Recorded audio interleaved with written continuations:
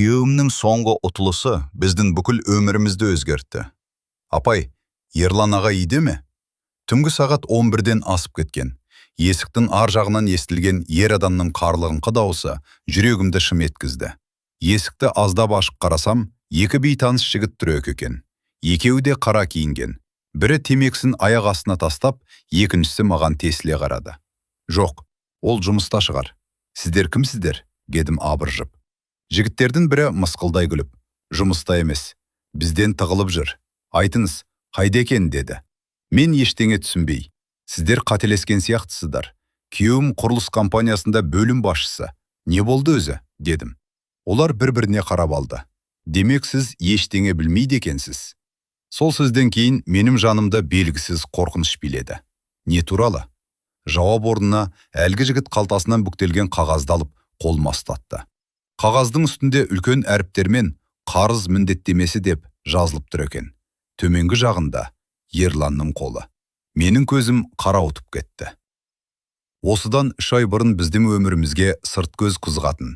Жолдасым Ерлан екеуміз 7 жыл бұрын шаңырақ көтергенбіз. Алла бізге 5 жасар қызымыз аяулымды сыйлады. Кішкентай болса да өте ақылды, мейірімді қыз еді.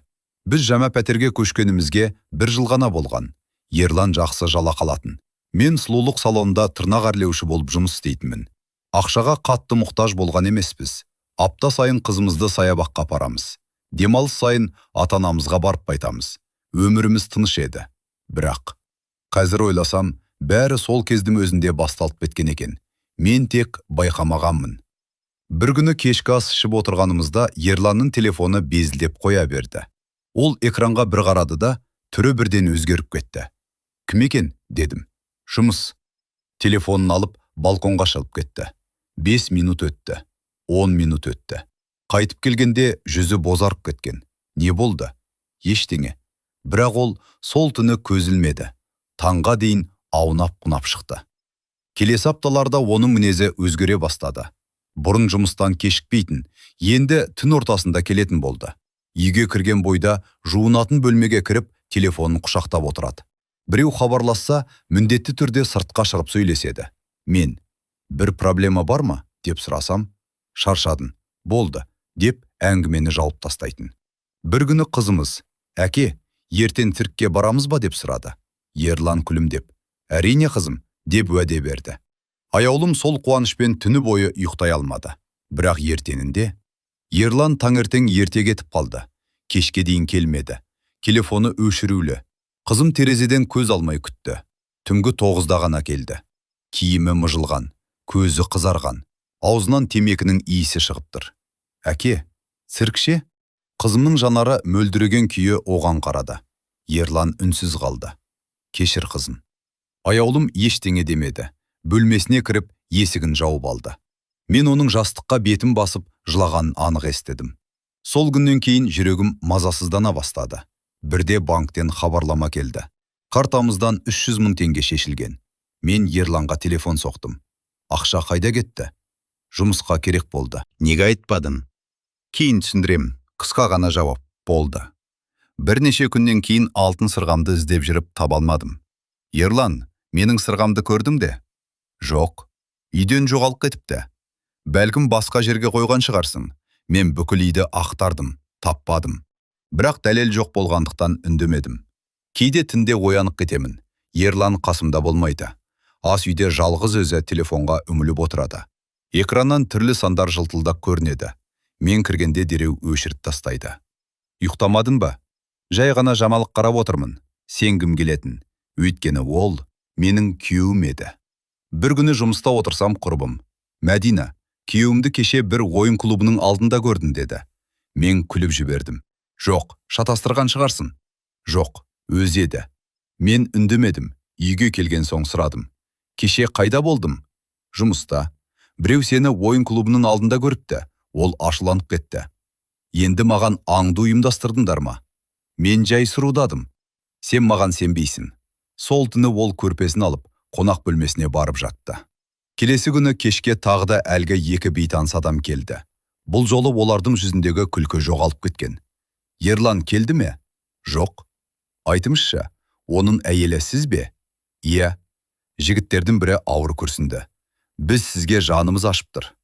Не болды? Ол жан жағына қарап алып, ақырын ғана айтты. Күйеуіңіз бірнеше айдан бері казино мен онлайн ойындарға қарыз болып жүр. Мен бірден жоқ деп айқайлап жібердім. Бұл мүмкін емес. Өкінішке қарай, бұл шындық. Ол қолындағы қағазды маған ұсынды.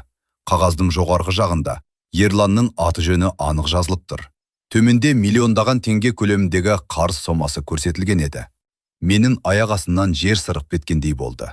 Дәл сол сәтте аулада көліктің тоқтаған дауыс естілді. Терезеден қарасам, Ерлан келе жатыр екен. Бірақ ол жалғыз емес еді. Онымен бірге қара джиптен тағы 3 ер адам түсті. Олардың жүзінен ешқандай мейірім байқалмайтын. Қара джиптің есігі тарс жабылды. Ерланның жүзін алғаш рет соншалықты қорқынышты күйде көрдім. Ол жан жағына жалтақтап, үйге қарай асап келе жатты. Артынан түскен 3 ер адам бір адымда кейін қалмай еріп келеді. Есікті ашқан бойда Ерлан әлгі адамдарды көріп, өңі қуарып кетті. Сендер, мына жерге неге келдіңдер?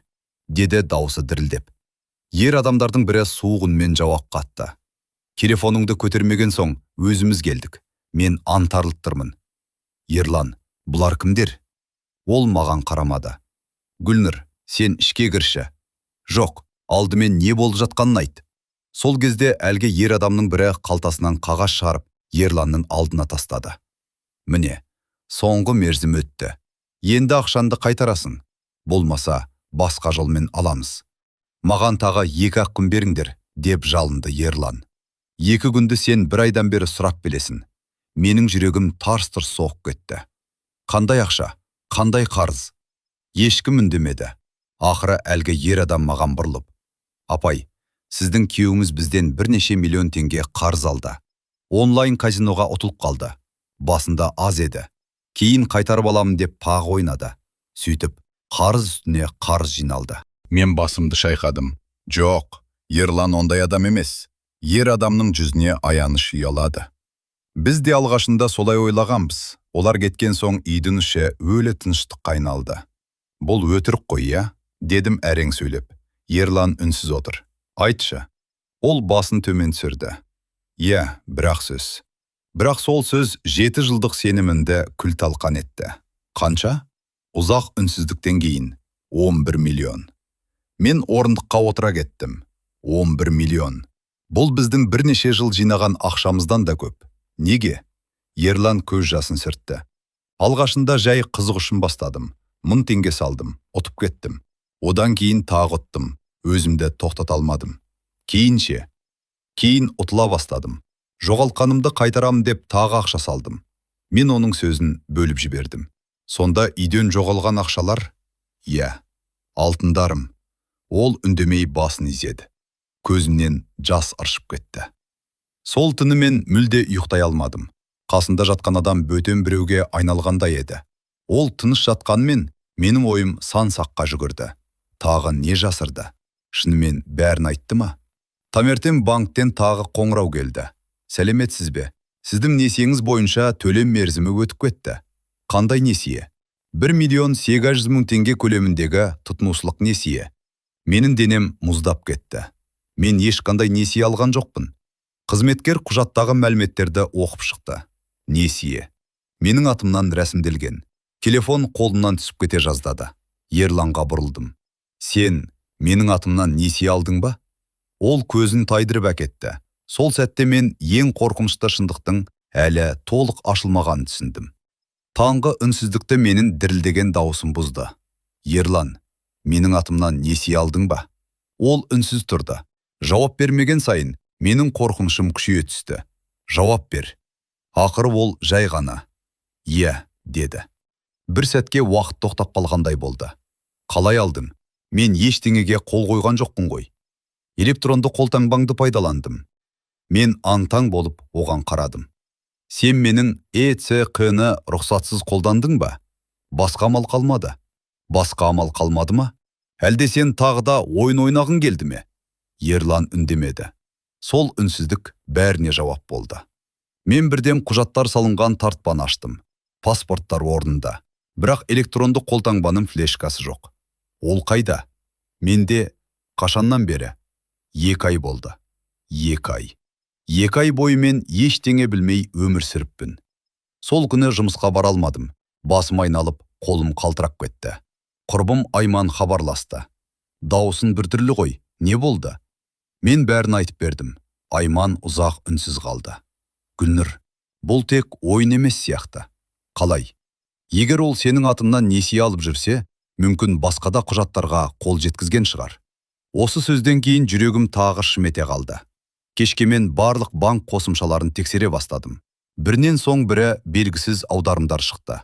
200 мың, 450 мың, 120 мың, 80 мың. Барлығы әртүрлі күндері шешілген, ал мақсатында бір ғана сөз жазылып тұр. Ойын шоты толықтырылды. Көзімнен жас тоқтамай ақты. Бұл біздің қызымыздың оқуына жинаған ақша еді. Болашаққа сақтаған қорымыз еді. Бәрі жоқ. Түнде аяулым жаныма келді. Анашым, я қызым, сен неге жылайсың? Мен көз жасымды сүртіп үлгердім. Ештеңе емес жаным. Ол кішкентай қолмен бетімді сипады. Әкем екеуім ұрысып қалдыңдар ма? Мен жауап бере алмадым. Әкем бұрын күлетін еді, қазір неге үнемі ашулы? Баланың сұрағына жауап табу кейде ең қиын екен. Мен оны құшағыма қысып, бәрі жақсы болады дедім. Бірақ өзім бұл сөзге сене алмадым. Ертеңіне таңертең есік тағы қағылды. Бұл жолы бейтаныс адамдар емес. Банк қызметкері мен сот орындаушысы екен. Олар қолдарыма құжат ұстатты. Мен оқи бастағанда қаным басыма шапты. Пәтер кепілге қойылған. Мен Ерланға жалт қарадым. Бұл не? Ол үнсіз төмен қарады. Айт. Ақыры ол сыбырлап. Мен үйді де кепілге қойдым. Менің аяғымнан әл кетіп иденге отыра кеттім. Бұл біздің жалғыз баспанамыз еді. Ал ең сұмдығы, құжатта менің де қолым тұрғандай көрінді. Бірақ мен онда ештеңеге ешқашан қол қоймағанмын. Еденде отырған киімде құжатқа қайта-қайта қарадым. Қолтаңба. Сырт көзге менікіндей. Бірақ мен мұндай құжатқа өмірімде қол қойған емеспін. Ерлан, бұл қалай болды? Дедім. Дауысым әрең шығып. Ол үндемеді. Жауап бер. Бірнеше секундтан кейін ол көзін төмен салып, мен сенің қолтаңбаңды салып жібердім. Бұл сөзді естігенде жүрегім қысылып кеткендей болды. Не дедім? Басқа амалым қалмады деп ойладым. Амал ма? Сен менің сенімімді де, атымды да пайдаландым. Бұл қылмыс екенін түсінесің бе? Ол үнсіз жылап отырды. Бірақ оның көз жасы менің ішімдегі күйікті баса алмады. Сот орындаушы сабырлы үнмен. Егер қарыз өтелмесе, банк кепілдегі мүлікке қатысты өндіріп алу рәсімін бастайды деді. Ол кеткеннен кейін үй іші тып-тыныш қалды. Қабырғада аяулымның туған күндегі суреттері ілулі тұр. Сол суреттерге қарап тұрып, көзіме тағы жас келді. Бұл үйде қызымыздың алғашқы қадамы, алғашқы сөзі, алғашқы туған күні өткен еді. Енді соның бәрінен айырылып қалуымыз мүмкін. Кешке қарай Ерлан өзі әңгіме бастады. Гүлнұр, бәрі осылай болады деп ойламадым. Мен ащы жымиып. Сен алғаш рет қанша ақша атылдым? 200 мың. Сонда тоқтауға болатын еді ғой. Сол ақшаны қайтарам деп тағы ойнадым. Кейін 1 миллион ұтылдым. Кейін тағы несие алдым. Кейін үйді кепілге қойдым. Ол басын изеді. Мен оның жүзіне қарап. Сен ақша үшін емес, ойын үшін өмір сүре бастапсың. Ол ештеңе айта алмады. Түн ортасында телефоны тағы шырылдады. Экранда белгісіз нөмір. Ерлан қоңырауды көріп, өңі бозарып кетті. Көтер. Жоқ, көтер дедім. Ол амалсыз қабылдады. Телефонның ар жағындағы дауыс қатқыл шықты. Ертең кешкі 6-ға дейін ақша дайын болмаса, біз өзіміз барамыз. Қоңырау бірден үзілді. Менің денем тітіркеніп кетті. Бұлар кім? Менен ақша талап етіп жүрген адамдар. Қанша? Ол ұзақ үнсіз қалды. Тағы 8 миллион. Мен таңырқап қалдым. Не? Сен 11 миллион дедің ғой. Ол тек банк пен ресми қарыз еді. Ал бұл ше? Жеке адамдардан алған ақша. Сол сәтте мен оның бізге айтқанының бәрі толық шындық емес екенін түсіндім. Әлі де жасырып жүрген дүниелері бар еді. Дәл сол кезде есік қоңырауы тағы соғылды. Бұл жолы табалдырықта полиция қызметкерлері тұрды. Олардың алғашқы сөзі мені есеңгіретіп жіберді. Ерлан мырза, сізге қатысты алаяқтық фактісі бойынша арыз түсті. Есікті ашқан бойда 2 полиция қызметкері қызметтік куәліктерін көрсетті. Ерлан Нұрланұлы, сіз боласыз ба? Ерланның жүзі әп-сәтте сұрланып кетті. Мен. Сізге қатысты алаяқтық белгілері бойынша арыз тіркелген. Біз сізден түсініктеме алуымыз керек. Мен антаң болып тұрмын. Қандай алаяқтық? Полиция қызметкері маған сабырмен қарады. Кешіріңіз, кергеу жүріп жатқандықтан барлық мәліметті айта алмаймыз. Бірақ бірнеше азамат сіздің күйеуіңізден қарызға ақша беріп, қайтарып ала алмағандарын айтып арызданған. Мен Ерланға жалт қарадым. Тағы кімнен ақша алғансың? Ол үндемеді. Полиция кеткен соң үй іші ауыр үнсіздікке батты. Мен ас үйде отырып, көзімнен аққан жасты тоқтата алмадым. Ерлан баяу ғана жаныма келді. Гүлнұр, жақындама. Ол тоқтап қалды. Мен бәрін түзетемін.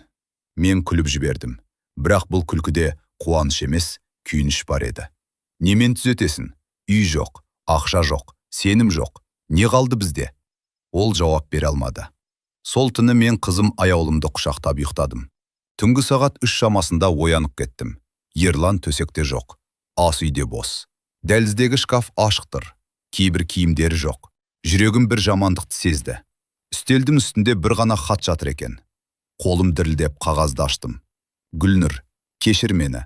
Мен сендерді бұл қиындыққа әкелем деп ойламадым. Біраз уақытқа кетуге мәжбүрмін.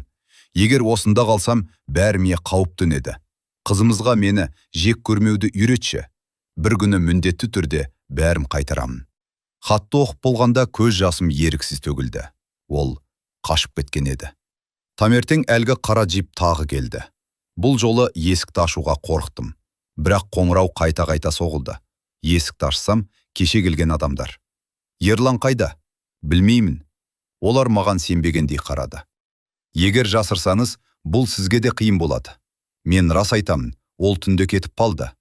Бірі үйдің ішіне көз жүгіртіп шықты, сосын ауыр күрсініп. Демек, бізді де алдап кеткен екен. Олар кетіп бара жатқанда үлкені бұрылып. Егер хабарласса бізге айтыңыз, бізге ақша керек. Бірақ ең алдымен оның тірі жүргені керек. Осы сөз менің жанымды түршіктірді. Олар ашулы еді. Ерланның басына не түсері белгісіз болатын. 2 күн өтті, 3 күн өтті. Ерланнан еш хабар жоқ. Телефоны өшірулі. Жұмысына бармаған, достар да көрмеген. Бірақ 4-ші күні кешке белгісіз нөмірден бір ғана хабарлама келді. Ешкімге айтпа, мен үлкен қателік жасадым. Бірақ ең қорқыныштысы, менің қарызым сен ойлағаннан әлдеқайда көп. Хабарламаның соңында бір ғана мекенжай тіркелген еді. Мен ол мекенжайға қарап, денем мұздап кетті. Өйткені ол қала шетіндегі ескі қойманың адресі болатын. Телефонымдағы хабарламаны қайта-қайта оқи бердім. Ешкімге айтпа, жалғыз кел. Қолым дірілдеп кетті. Баруым керек пе? Әлде полицияға хабарласайын ба? Бір жағынан қорықтым. Екінші жағынан, бұл менің Ерланнан алған алғашқы хабар еді. Қызымды анама апарып бастадым. Не болды қызым деп, анам алаңдап сұрады. Біраз шаруам бар. Аяулымды бүгін өзіңізге қалдыратырмызшы. Анам көп сұрақ қоймады. Бірақ жүзімнен бір нәрсенің дұрыс емес екенін сезді. Кешкі сағат 7-де көрсетілген мекенжайға келдім. Бұл қаланың шетіндегі ескі қойма екен. Айналада ешкім жоқ. Жел гүйлдеп тұр. Жүрегім кеудемнен шығып кетердей соғып тұрды. Қойманың кемір есігін ақырын итеріп аштым. Іші қараңғы. Ерлан деп дауыстадым. Жауап болмады. Тағы бір қадам жасадым. Сол кезде қараңғылықтың ішінен әлсіз дауыс естілді. Гүлнұр. Ерлан екен. Беті көгерген, ерні жарылған, киімі жыртылған. Мен жүгіріп барып, саған не болған? Ол ауыр дем алып. Уақытас. Мен тыңда. Олар ақшаны ғана алмайды. Не айтып тұрсың? Мен үлкен адамдардан қарыз алдым. Қанша? Ол көзін жұмды. 27 миллион теңге. Мен тілім байланып қалды. Бірақ сен 19 миллион деген едім. Мен саған бәрін айта алмадым. Сонда тағы қанша өтірік айттым? Ол басын төмен түсірді. Көт. Осы кезде қойманың сыртынан көліктің дауыс естілді. Ерлан селк ете қалды. Олар келді. Кімдер? Қаш. Жоқ, сені тастамаймын. Гүлнұр, тыңда. Егер сені осында көрсе, екеуміз де кетеміз. Сыртта көлік есіктері тарс-тарс жабылды. Бірнеше адамның аяқ дыбысы жақындап келе жатты. Ерлан мені қойманың артты есігіне қарай итерді. Жүгір. Мен соңғы рет оған қарадым. Оның көзінде бұрын соңды көрмеген өкініш бар еді. Сол сәтте қойманың негізгі есігі тарс ашылды. Жалғасы бар. Ескерту. Бұл шығарма көркем, ойдан құрастырылған оқиға. Ондағы оқиғалар мен кейіпкерлер шынайы адамдарға қатысты емес. Мен артқы есіктен жүгіріп шықтым. Жүрегім атша тулап, тынысым тарылып кетті. Артымнан айғайлаған дауыстар естілді. Тоқта! Бірақ мен артыма қарамадым. Қоймадан алыстаған соң ғана тоқтап, бір ағаштың түбіне отырып қалдым. Қолым дірілдеп, телефонымды әрең ұстадым. Дәл сол сәтте іштен қатты дауыс шықты. Бір нәрсе құлағандай болды. Сосын тыныштық. Таң атқанша көз ілмедім. Таңғы сағат 7-лер шамасында белгісіз нөмірден қоңырау келді. Сіз Гүлнұрсыз ба? Иә, мен полициядан хабарласып тұрмын. Күйеуімізді таптық. Сізге бөлімшеге келуіміз керек. Жүрегім шым ете қалды. Ол тірі ме? Иә, бірақ жарақат алған. Бір сағаттан кейін полиция бөлімінде отырдым. Ерланның жүзі ісіп кеткен, көзі көгерген. Бірақ ол аман еді. Тергеуші бізге қарап: Ерлан мырза бәрін мойындады. Қарыздарын, жалған құжаттарды, адамдардан алған ақшаларын айтып берді. Бірақ ол ұйымдасқан қылмыстық топтың құрбаны болғанын да мәлімдеді. Мен үнсіз тыңдап отырдым. Ерлан баяу ғана: алғашында олар жай ақша берді. Кейін қайтара алмаған сайын тағы ақша ұсынып отырды. Соңында мені әдейі батырып жіберді. Тергеуші басын изеді. Бұл мәселе бойынша тергеу жалғасады, бірақ сіздің өз әрекеттеріңіз ішінде заң алдында жауап беруімізге тура келеді. Ерлан еш қарсылық білдірмеді. Бірнеше ай өтті, сот болды. Ерлан жасаған заң бұзушылықтары үшін жауапқа тартылды. Банк пен қарыз берушілермен келісім жасалып, біз пәтерден көшуге мәжбүр болдық. Бір бөлмелі жалдамалы пәтерге орналастық. Өмірді нөлден бастау оңай болмады. Мен бұрынғыдан көп жұмыс істедім. Қызым кейде: әкем қашан келеді деп сұрайтын. Мен оған: әкең өз қателігін түзетіп жүр деп жауап беретінмін. Бір жылдан кейін Ерлан маған хат жазды.